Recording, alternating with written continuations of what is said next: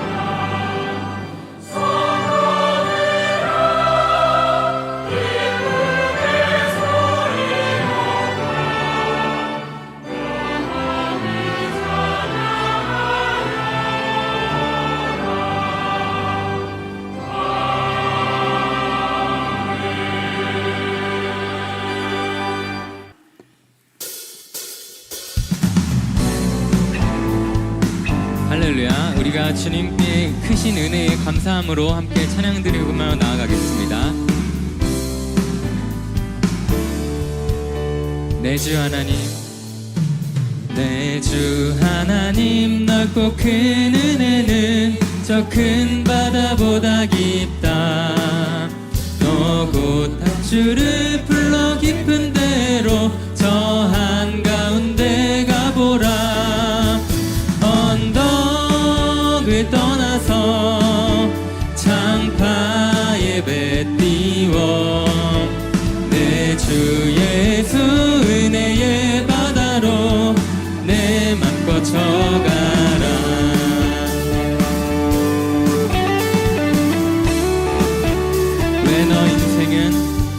왜 너 인생은 언제나 거기서 저 큰 바다 물결 보고 깊은 바다 속을 한 번 헤아려 안 보나.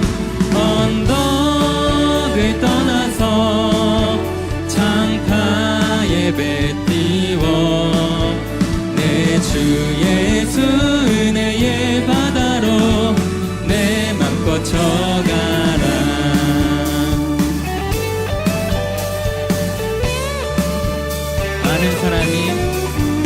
많은 사람이 얕은 물가에서 저 큰 바다 가려다가 찰싹거리는 작은 파도 보고 마음 약하여 못 가네.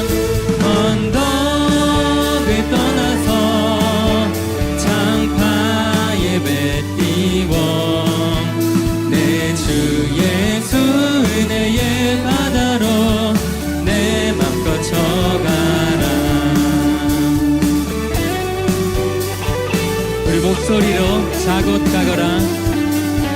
자 곧 가거라. 이제 곧 가거라. 저 큰 은혜 바다 향해 자 곧 내 노를 저 깊은 데로 가라. 망망한 바다로 언덕을 떠나서 창파 예배 띄워 내 주 예수 은혜의 바다로 내 맘껏 언덕을 떠나서 창파의 배 띄워 내 주 예수 은혜의 바다로. 우리 다시 한번 언덕을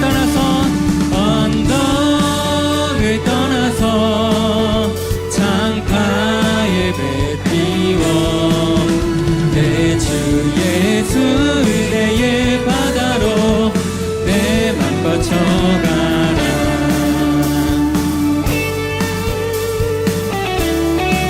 우리가 주님의 크신 사랑과 은혜 앞에 감사할 수밖에 없습니다. 주님께 영광의 박수로 나아가겠습니다. 살아계신 주님 감사합니다.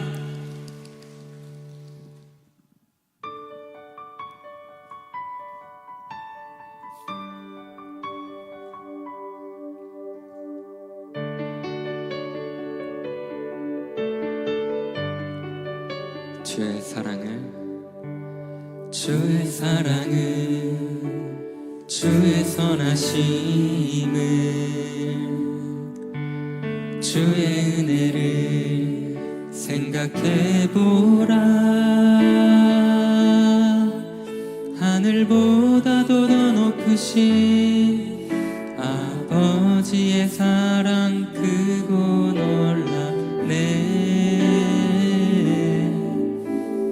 아버지 사랑 크고 놀랍네. 주의 사랑을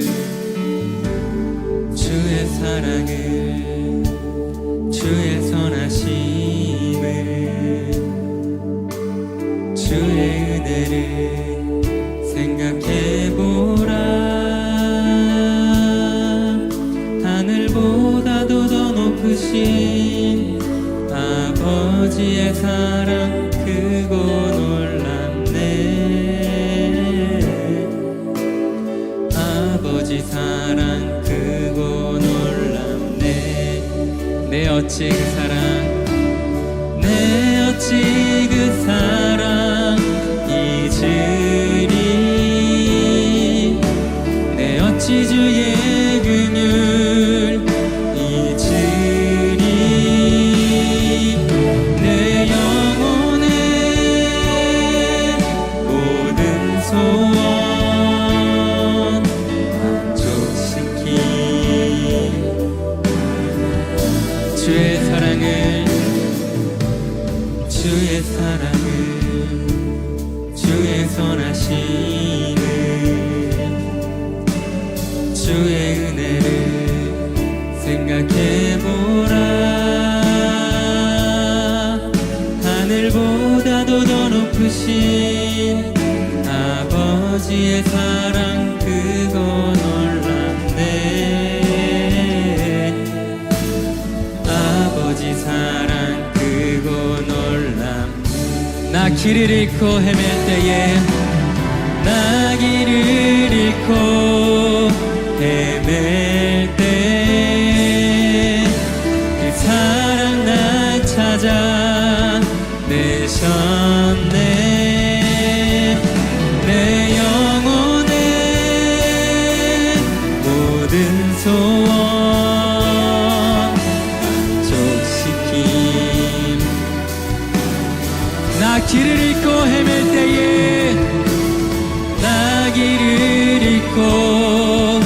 헤맬 때에 그 사랑 날 찾아 내셨네. 내 영혼의 모든 소원 만족시키. 내 어찌 그 사랑 잊으리. 내 어찌 그 사랑 잊으리. 내 어찌 주의 긍휼 잊으리. 내 영혼의 모든 소원. 우리 다시 한번 고백하기 원합니다. 내 어찌 그 사랑 잊으리. 내 어찌 주의 긍휼 잊으리. 내 영혼의 모든 소원 만족시키. 주의 사랑은 주의 선하심은 주의 은혜를 생각해보라. 하늘보다도 더 높으신 아버지의 사랑 크고 놀랍네. 아버지 사랑 크고 놀랍네. 이 시간 함께 오늘들이 예배를 위해서 간절히 기도하며 나아가겠습니다. 하나님 말씀은 히브리서 12장 5절에서 13절까지 말씀입니다. 신약성경 367페이지입니다. 히브리서 12장 5절에서 13절까지 말씀 제가 봉독하겠습니다. 또 아들들에게 권하는 것 같이 너희에게 권면하신 말씀도 잊었도다 일렀으되 내 아들아 주의 징계하심을 경히 여기지 말며 그에게 꾸지람을 받을 때에 낙심하지 말라. 주께서 그 사랑하시는 자를 징계하시고 그가 받아들이시는 아들마다 채찍질 하심이라 하였으니 너희가 참음은 징계를 받기 위함이라. 하나님이 아들과 같이 너희를 대우하시나니 어찌 아버지가 징계하지 않는 아들이 있으리요. 징계는 다 받는 것이거늘 너희에게 없으면 사생자요 친아들이 아니니라. 또 우리 육신의 아버지가 우리를 징계하여도 공경하였거든 하물며 모든 영의 아버지께 더욱 복종하며 살려하지 않겠느냐. 그들은 잠시 자기의 뜻대로 우리를 징계하였거니와 오직 하나님은 우리의 유익을 위하여 그의 거룩하심에 참여하게 하시느니라.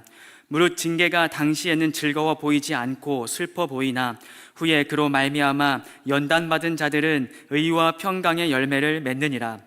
그러므로 피곤한 손과 연약한 무릎을 일으켜 세우고 너희 발을 위하여 곧은 길을 만들어 저는 다리로 하여금 어그러지지 않고 고침을 받게 하라. 아멘.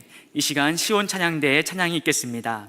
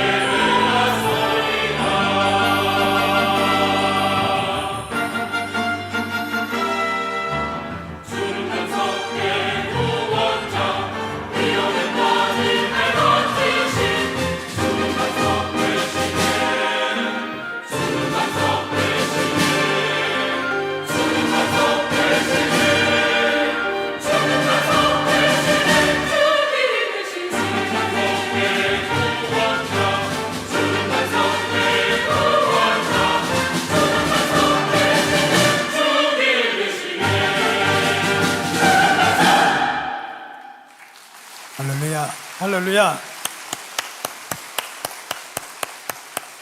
오늘은 히브리서 강의 21번째 말씀으로 징계가 없으면 사생자다, 징계가 없으면 사생아니라, 사생자니라 하는 제목으로 말씀을 전하도록 하겠습니다. 히브리서 12장 8절에 보면 징계는 다 받는 것이다. 믿는 자나 믿지 않는 자나 충성된 자나 불충된 자나 때로는 하나님께로부터 징계를 다 받는다. 너희에게 없으면, 징계가 없으면 이건 사생아다, 친자식이 아니다 하는 말씀이 기록되어 있습니다. 우리 인생은 살아가는 동안 그 누구도 이런저런 고통을 피할 수가 없습니다. 어떤 사람은 남도 아닌 피가 섞인 이 가족들 때문에 큰 고통을 받으며 살아가기도 합니다. 어떤 사람은 물질 때문에 고통을 받기도 하고, 어떤 사람은 몸이 너무 아파가지고 고통을 받기도 합니다. 또 어떤 사람은 크게 욕심을 부리는 것도 아닌데 이 일용할 양식이 없어가지고 고통을 받기도 합니다.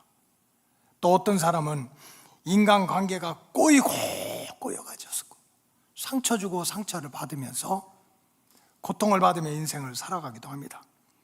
우리 모두는 행복한 삶을 원하는데 무슨 궁궐 같은 집을 짓고 세상에 유명한 인사가 되는 것이 아니라 초막과 같은 집에 살더라도 마음이 평안하고 육신은 강건하고 행복한 삶을 원하는데 왜 이렇게 시마다 때마다 그런 고통과 시련이 계속 우리에게 찾아오겠습니까?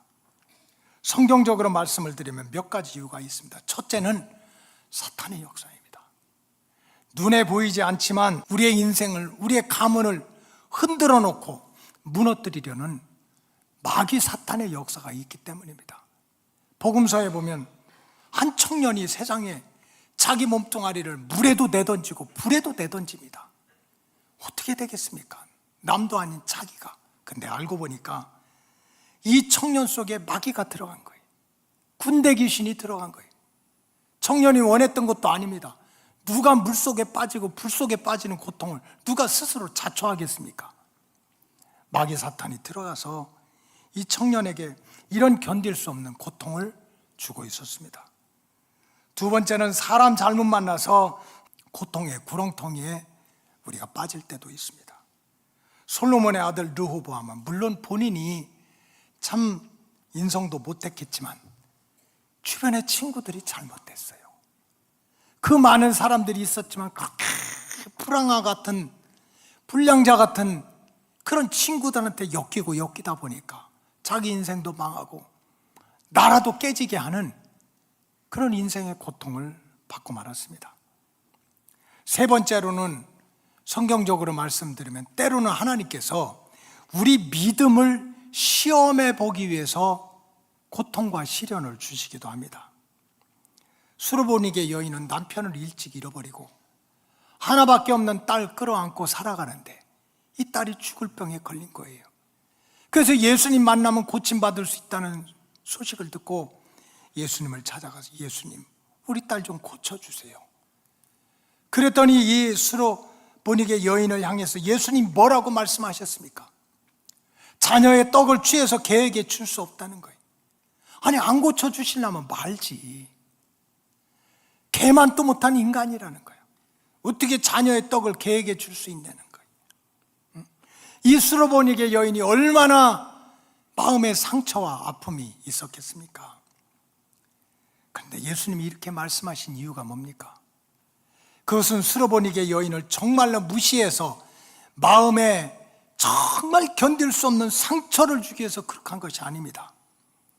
그녀의 믿음을 시험해 보기 위해서 주님이 그렇게 모진 고통을 주셨다고 종교개혁자 마틴 루터는 이 말씀을 설명해 주고 있습니다.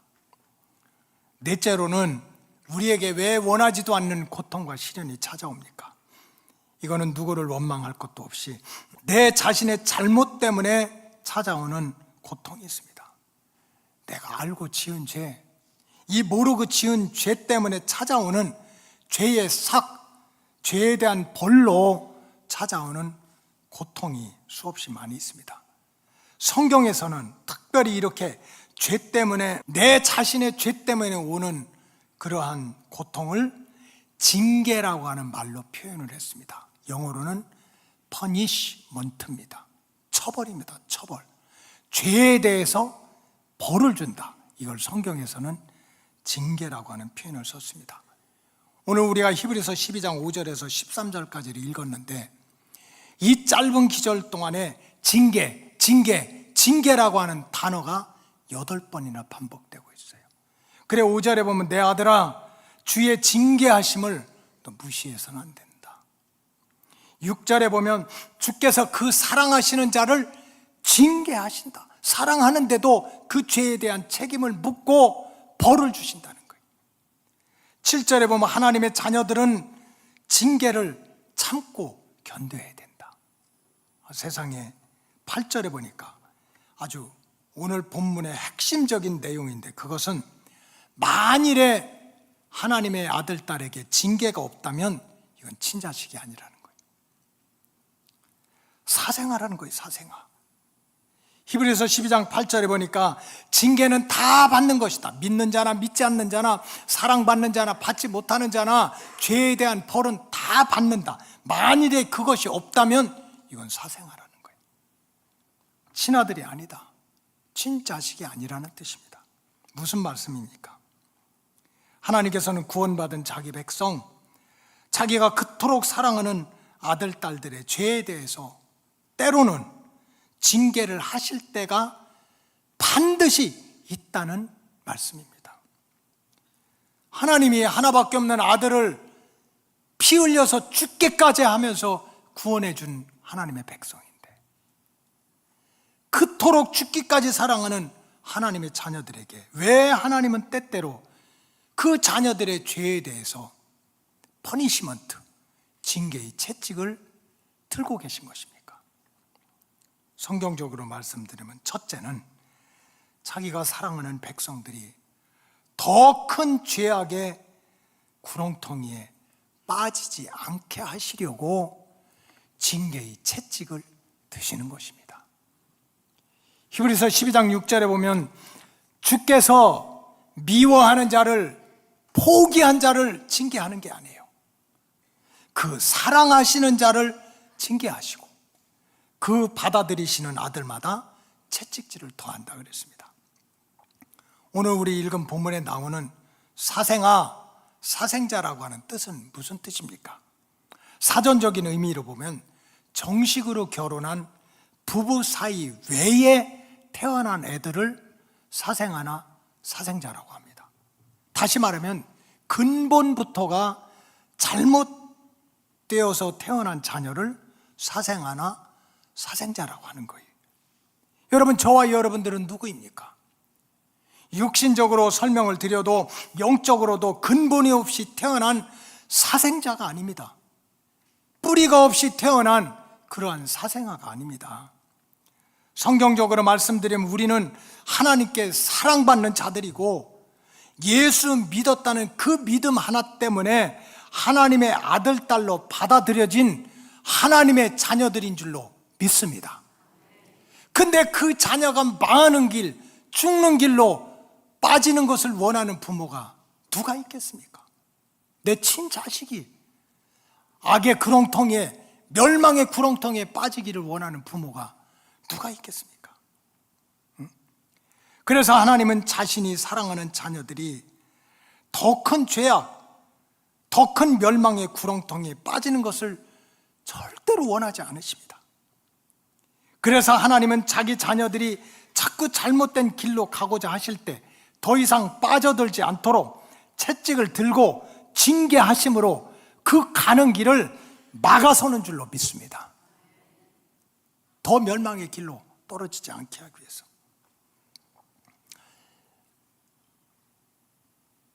육신의 부모도 자기 자녀들이 잘못되면 처음에는 말로 야단을 합니다. 그렇게 하지 말아라. 그래도 안 되면 소리를 지릅니다. 그래도 안 되면 매를 듭니다. 근데 우리 엄마는 왜 이렇게 꼬잡으려고 달라들었는지 몰라요. 우리 누나를 꼬잡고 동생을 꼬잡고 나는 한 번도 꼬잡히지 않았어요. 너무 착해가지고. 어떤 때는 빗자리 거꾸로 들고 쫓아오고 다 같이 돌자 동네 한 바퀴. 왜 그럽니까? 친자식이니까. 더 잘못된 길로 빠지지 않도록, 더 망하지 않도록 징계의 채찍을 드신 거예요. 하나님께서 왜 요나에게, 요나는 하나님의 아들이고 하나님이 기름 부은 하나님의 선지자인데도 인생의 대풍랑을 만나게 했습니까? 정말 그 많은 사람들 중에서 재수가 없어도 너무나 없이 제비를 뽑혀가지고 풍랑 중에 내던짐을 당하고 고기 뱃속에 들어가서 지옥의 밑바닥까지 떨어지는 고통과 시련을 왜 받게 하셨습니까? 한마디로 말하면 가로막기 위해서입니다. 요나가 자기 마음대로 가다가, 자기 마음대로 도망가다가, 자기 마음대로 살다가 더 망하는 길, 더 수렁에 빠지는 길로 가지 못하도록 하나님은 징계의 채찍을 들어서 막으신 줄로 믿습니다. 가는 길을 막으신 거예요. 사실 우리가 살아가다 보면 이것도 막히고 저것도 막힐 때가 있어요.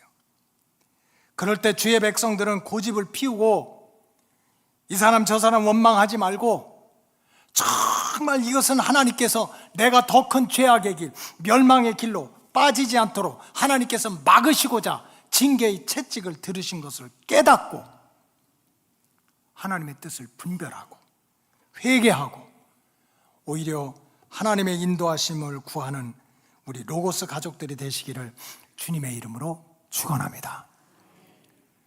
둘째로, 하나님은 왜 사랑하는 자에게 징계의 채찍을 드십니까? 자기 백성들을 의로움과 평강의 길로 인도하시기 위해서 하나님은 때때로 그렇게 사랑하는 자에게 징계의 채찍을 드신다고 하셨습니다. 히브리서 12장 11절에 보니까 무릇 징계가 당시에는 즐거워 보이지 않아. 죄짓고 알고 지은 죄 모르고 지은 죄로 책망을 받고 벌을 받는 게 뭘 자랑스럽습니까? 뭐가 즐겁겠어요? 괴롭고 부끄러운 일이지. 절대로 즐거운 일이 아니고 슬프고 괴로운 일입니다. 그러나 그거를 잘 참고 견디는 자에게 하나님이 너 참 잘했다, 너 참 의롭다, 의롭게 하시고 평강, 이제는 너에게 마음은 평안하고 육신은 강건한 은혜를 주시겠다고 약속하고 계십니다. 여러분, 내 죄에 대해서 징계를 받는다는 것은 내가 잘못한 건 알지만 절대로 즐거운 일이나 자랑스러운 일이 아닙니다. 하나님의 말씀이 또는 주의 종의 입술이, 때로는 성령께서 내가 지은 죄에 대해서 지적을 하고 죄에 대해서 벌을 받게 하는 것은 부끄럽고 아프고 정말 견디기 힘든 일입니다. 그런데 오늘 본문에 보니까 그런 부끄럽고 아픈 연단의 과정을 잘 견뎌내면 오히려 하나님이 너 잘했다, 내가 너를 의롭게 하겠다, 내가 너에게 평강의 은혜를 주시겠다고 약속하는 말씀이 있습니다. 성경에 보면 두 종류의 사람이 있습니다. 하나는 자기의 죄에 대해서 징계를 받게 되면 참지 못하고 대적하는 사람들이 있습니다. 사도행전 7장 54절에 보면 그들이 이 말을 듣고, 이 말은 누굽니까? 스데반의 말입니다. 마음에 찔렸어요. 그럼 회개해야 될 거 아닙니까? 마음에 찔려서 그를 향하여, 스데반을 향하여 오히려 이를 갈았다고 그랬어요. 스데반 집사가 유대인들을 모아놓고 우리 절대로 이래서는 안 된다. 예수님이 누구냐? 하나님의 아들이다. 예수님 우리 병을 고쳐주시고 귀신을 쫓아내시고 가난한 자에게 먹을 것을 주시고 우리의 마음의 상처를 치유해 주시고 우리에게 구원의 길을 열어주셨는데 어떻게 예수님을 대적하고 예수님을 배반하고 빵 얻어먹고 떡 얻어먹고 도리어 이제는 예수님을 십자가에 달려서 죽게 할 수 있느냐? 이런 말씀을 들었으면 오히려 회개하고 돌아와야지. 많은 교만한 유대인들이 마음에 찔렸지만 회개하지 않고 오히려 이를 갈고 스데반을 죽이고자 작전을 세우고 모략을 꾸며가지고 결국은 돌로 쳐서 죽였습니다. 징계가 임할 때 자기도 죽고 남도 죽이는 길을 걸어가는 사람들도 반드시 있습니다. 그런가 하면 사도행전 2장에 보면 죄에 대한 책망의 말씀을 듣고 마음의 찔림을 받아가지고 사도들 앞에서 그럼 우리가 어떻게 해야 되느냐, 우리가 어떻게 해야 살 수 있느냐 하고 구원의 길을 찾는 사람들도 있었습니다. 자기 인생의 풍랑이 올 때, 징계의 채찍을 맞을 때 우리가 어떻게 하면 살 수 있을지 그 길을 찾는 사람들도 있었습니다.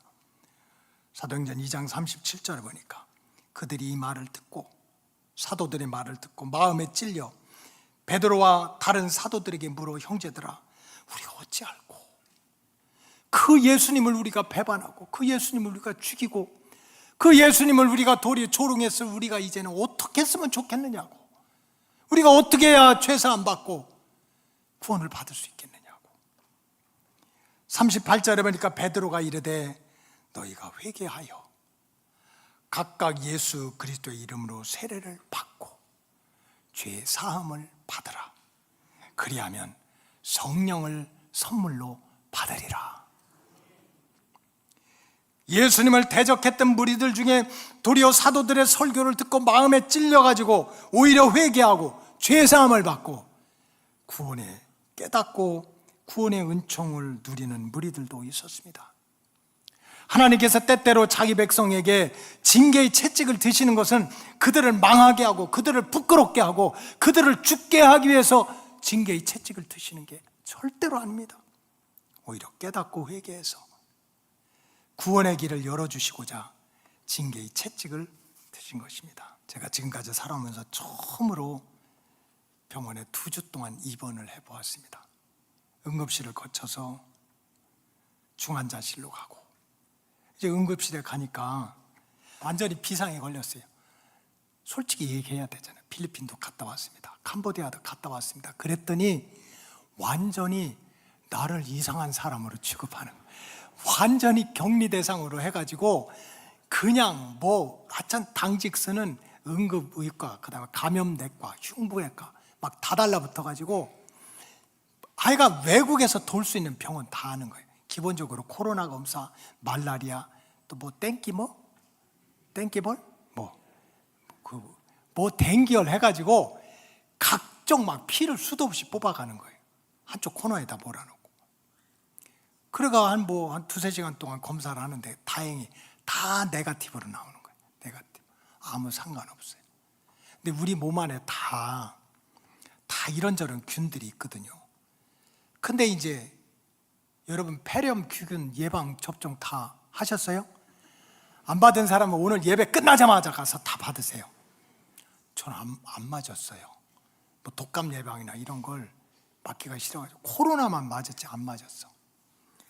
어쨌든 뭐 외국에서 온 게 아니라 우리 몸 안에 있는 이것이 제일 약한 부분에서 발열이 돼가지고 그냥 급성 폐렴이 온 거예요. 근데 이게 너무 심하게 온 거예요. 그게 갑자기 퍼져나가고 신장으로도 퍼져나가고 늑막으로도 퍼져나가고. 근데 더 무서운 건 혈압이 떨어지는 거예요. 혈압이 막 뚝뚝뚝 떨어지니까 응급실에서 한 2-3시간 있다 안 되겠다고 바로 중환자실에서 이렇게 옮겨가지고 거기서 4일 동안 있었어요. 중환자실에서. 정말 죽을 만큼 아팠어요. 숨을 못 쉬니까. 산소를 집어넣고 산소 포화도 100도 해도 내가 자가 호흡이 안 되는 거예요. 막 어지럽고. 얼마나 아팠으면 이제 며칠 전에 다시 피 검사하고 뭐 CT 찍고 다 하고 나서 의사 선생님이 이제 완전히 정상으로 돌아왔는데 옛날 차트에 제가 목사라고 써서 그런지 목사님 너무 죄송하다고, 너무 아프게 해서 죄송하다고. 근데 그렇게 안 하면 안 되기 때문에 했다는 거예요. 그 담당 의사가, 선생님이. 정말 그 중환자실에 있고 이러면서 이제 일반 병실로 왔는데도 너무 아픈 거예요. 숨을 못 쉬고. 그러면서 이제 하나님과 저하고 대화를 시작했어요. 뭐 기도도 아니고 정신이 왔다 갔다 하면서도 막 숨을 못 쉬니까 죽을 것 같더니 하나님한테 이렇게 물어봤어요. 하나님, 제가 만일 죽게 되면 그래도 선교 갔다 와서 죽는 거니까 순교로 쳐줄 거죠? 하고 물었어요. 아, 무슨 내가 놀러 갔다 왔습니까? 필리핀 선교 갔다 오고 캄보디아 선교 갔다 와서 죽게 되면 그래도 순교 비슷하게 쳐줄 거죠? 그러니까 하나님한테 물었어요. 물론 하나님이 직통으로 대답은 안 했는데 그렇게 묻자마자 순교 순자도 꺼내지 마 이놈아. 네가 잘못해서 병 걸렸지 무슨 네가 순교야. 하나님이 또 이렇게 대답하시는 것 같아요. 너 그동안 다른 목사들이 전 목사 열정이 대단해, 워크홀릭이야, 일 중독자야, 너 그걸 자랑으로 삼고 옆도 안 보고 뒤도 안 보고 죽어라고 지금까지 뛰어왔지. 응? 그래서 내가 너 넘어뜨린 거야, 그러는 거야. 응? 사실 저는 미국에서 목회할 때도요, 미국 목사는 너무 좋은 거야. 사무실 앞에 10 to 2 p.m. 이렇게 써놨어요. 나를 만나려면, 나한테 기도를 받으려면, 죽으려면 10시에서 2시 사이에 죽어라. 그래야 내가 간다. 그 사이는 안 간다는 거야. 근데 그 목사님이 나는 맨날 새벽에도 오고 학교 갔다가 밤에도 교회에서 자고, 그러니까 맨날 그걸 놀렸어요. 아, Peter, you got the so hard work, you are workaholic. 너 완전히 일 중독자야. 그런 소리를 저는 자랑스럽게 생각했어요. I'm so proud of you. 사람들이 나를 보고 일 중독자다, 열정적이다, 그냥 가만히 있지 못하고 일을 만들어서 한다는 그거를 자랑스럽게 생각했다니까요. 지금까지 가만히 못 있어요. 거의 교회에서 살면서. 하나님이 채찍을 들고 넘어뜨리셨어요. 그러면서 직접 들은 건 하나님이 내가 너 넘어뜨렸어요. 왜 그런 줄 알아? 너 그대로 달려가면 죽어. 너 그대로 달려가면 죽어. 그래서 죽지 않기 위해서 하나님이 넘어뜨린 것으로 깨닫게 된 거예요. 무슨 내 열심 가지고 내가 일 많이 해서 하나님의 구원 역사가 나타나는 게 아니고, 하나님이 네 몸도 내가 준 거니까 내가 준 몸도 잘 관리해야지. 무슨 네 몸뚱아리 하나로 성도를 지키고 교회를 지키고 하나님의 나라를 이룬다고 그런 교만을 떨고 있느냐. 너 그대로 가면 죽을까 봐 넘어뜨린다는 거예요. 그러니까 또 금방 인간이 교만해가, 알겠습니다 하나님, 이제 태어나고 나가면 그냥 아무것도 안 하겠습니다. 그랬더니 하나님이 아이고, 너하고 내가 얘기한 게 바보지 하고 올라가셨어요.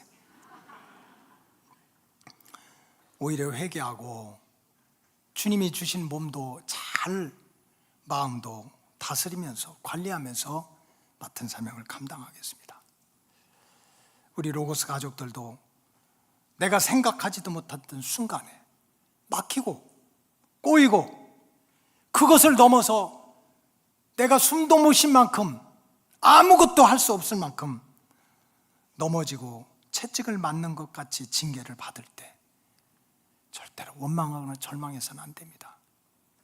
이거는 하나님께서 나를 죽이려고 하는 것이 아니라 이대로 살아가면, 이대로 달려가면, 이대로 뛰어가면 죽을까 봐 하나님이 막아주실 뿐만 아니라 하나님이 살려주시기 위해서 징계의 채찍을 드신 줄로 믿습니다.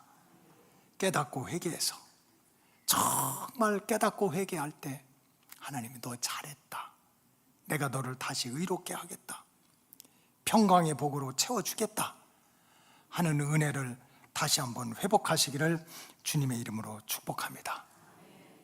마지막으로 하나님은 사랑하는 자기 백성을 고쳐서 쓰시기 위해서 징계의 채찍을 드신다고 말씀하셨습니다. 세상에서 죄에 대해서 처벌을 하는 이유가 뭡니까? 죄에 대해서 징계를 주는 이유가 뭡니까? 세상의 목적은 갱생입니다. Renew your life. 네 인생을 새롭게 하겠다. 허울 좋은 명분입니다. 좀 더 솔직하게 말하면 세상에서 주는 죄에 대한 처벌은, 죄에 대한 징계는 낙인 찍기 위해서입니다. 옛날 말로 표현하면 우리 이름에 빨간 줄을 긋기 위해서입니다. 너는 네 죄로 말미암아 처벌받은 거야. 누구 원망하지 마. 네 죄 때문에 네가 벌받은 거야. 그러니 내 인생 내 마음대로 풀리지 않을 거야. 이것도 저것도 해도 쉽지 않을 거야. 막히는 일, 못하는 일이 더 많을 거야. 아무도 너를 인정해 주지 않을 거야. 도리어 대못을 박아놓는 것이 세상에서 말하는 처벌이요 징계입니다. 그러나 우리가 믿는 하나님은 다릅니다. 하나님께서 자기 백성들에 대해서 때때로 징계의 채찍을 드시는 이유는 절대로 그렇지 않습니다. 오히려 거룩하게, 더 튼튼하게 고쳐서 하나님의 기쁨을 위해서, 하나님의 영광을 위해서 쓰임받도록 고침받게 하기 위해서 징계의 채찍을 드시는 줄로 믿습니다. 오늘 본문 12절 13절이 그런 내용입니다. 히브리서 12장 12절 다 같이 읽겠습니다. 시작. 그러므로 피곤한 손과 연약한 무릎을 일으켜 세우고, 내가 손이 피곤하고 무릎이 연약했는데 이 손으로도 못하고 걸어가지도 못하는데 왜 하나님이 징계의 채찍을 드십니까? 연약한 손을 꺾으시고 무릎을 꺾으시기 위해서 그런 것이 아닙니다. 고쳐서 다시 일으켜 세우기 위해서 징계의 채찍을 드신다고 그랬어요. 13절 시작. 너희 발을 위하여 곧은 길을 만들어 저는 다리로 하여금 어그러지지 않고 고침을 받게 하라.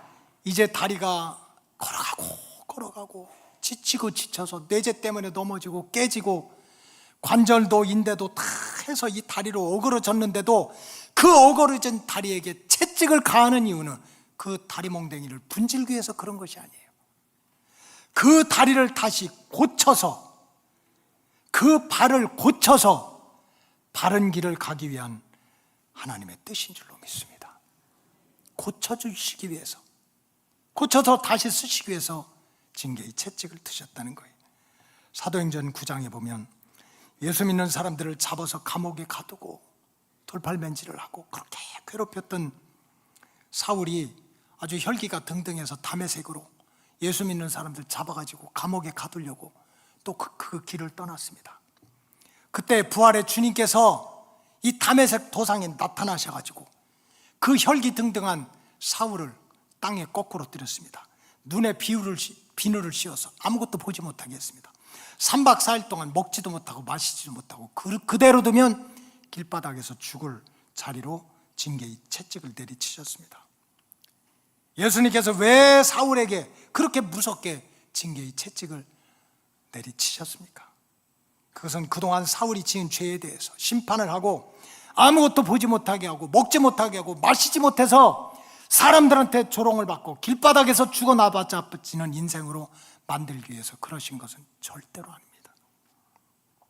사울을 깨닫게 하고 회개시켜서 다시 고쳐서 주님의 일꾼으로 하나님의 백성으로 새롭게 태어나기 위해서 하신 징계의 채찍인 줄로 믿습니다. 오늘날 우리의 삶도 마찬가지입니다. 때로는 내가 사울처럼 아무것도 보지도 못하고 먹지도 못하고 마시지도 못하고 이대로 죽는 것이 아니야 하는 그러한 절망적인 자리에 떨어지는 것 같은 징계의 채찍을 맞을 때도 있습니다. 살다 보면. 그러나 성경적으로 말하면 절대로 그건 인생의 끝이고 최후의 심판이 아닙니다. 오히려 주님께서 사랑하는 자들을 깨닫게 하시고 회개시켜서 다시 고쳐서 굽어진 자리를 반듯하게 펴고 연약한 손을 다시 고치고 비늘이 씌운 그 눈을 고쳐서 다시 보게 하고 다시 걷게 하고 다시 뛰게 하기 위한 하나님의 뜻이 있는 줄로 믿습니다. 따라서 우리 로고스 가족들 모두는 내가 감당할 수 없는 나에게 징계의 채찍이 임했다고 느껴질 때 절대로 낙심하지 말고 하나님 앞에 대들지 말고 포기하지 말고 오히려 깨닫고 회개해서 주님의 손길로부터 다시 고침을 받아서 하나님이 기뻐하시는, 하나님이 마음껏 축복할 수 있는 귀하고 복되게 쓰임받는 자녀들이 되시기를 주님의 이름으로 축원합니다. 기도하겠습니다. 하나님 감사합니다.